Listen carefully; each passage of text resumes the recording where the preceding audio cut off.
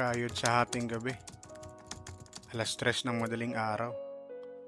Makikipaglaban na naman tayo, pero hindi sa ibang tao ha, kundi sa antok. Pero iba ngayon mga idol, dahil may kasama ako, kagaya ko, kumakayod din si nanay para sa kinabukasan, para may maipundar, kahit man lang sariling bahay. Hindi madali ang ganitong trabaho, lagi kang deprived sa pahinga, madalas sumasakit ang ulo, o di kaya nagkakalagnat. Kaya kailangan talaga ingatan ng katawan dahil yun ang pinakapuhunan.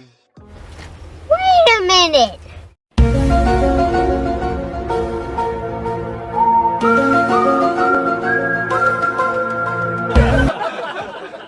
Kaya kayong mga naka-graveyard shift, alagaan niyo sarili niyo. Kung day off, bumawi ng tulog ha. Isa rin talaga sa mga challenges namin ay itong mga makukulit na bubwet. Itong bunso namin lagi talagang nagigising kapag wala siyang katabi matulog. Pagkatapos inumin ng gatas, lalabas yan sa kwarto ulit. Tapos gusto laging mag-cellphone.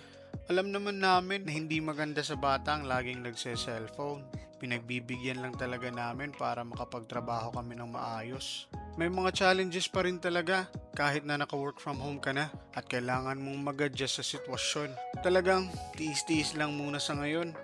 Kasi darating din naman ang panahon na lalaki ang mga bata at magkakaisip. Kaya sa mga nakaka-relate dyan, maging proud tayo kasi alam natin na hindi biro ang ganitong trabaho.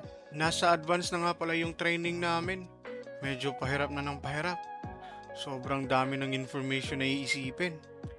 Biro ko nga sa trainer ko, "Sir, malapit na po mapuno ang 2 gig na memory ko." Tawanan sila. Pero doable naman, mga idol. Siyempre, kailangan natin intindihin ang itinuturong proseso. Para sa susunod, kaya ko na kahit ako lang mag-isa. Sa ganitong klaseng trabaho, hindi mo naman kailangan maging magaling. Basta't alam mo lang kung ano ang tamang proseso, sigurado, i-comment ka ng mga nakakataas sa'yo. Basta't i-maintain mo lang ang mga tamang ginagawa mo. Tsak, tatagal ka sa trabaho. O siya, dito ko natatapusin itong video. Basta't laging tandaan ha, huwag maging kamote sa daan dahil may pamilya ka pang uuwian. See you sa next video at huwag kalimutang mag-follow. Bye! To check if you would be interested for anything. And by the way, do you have the direct phone number?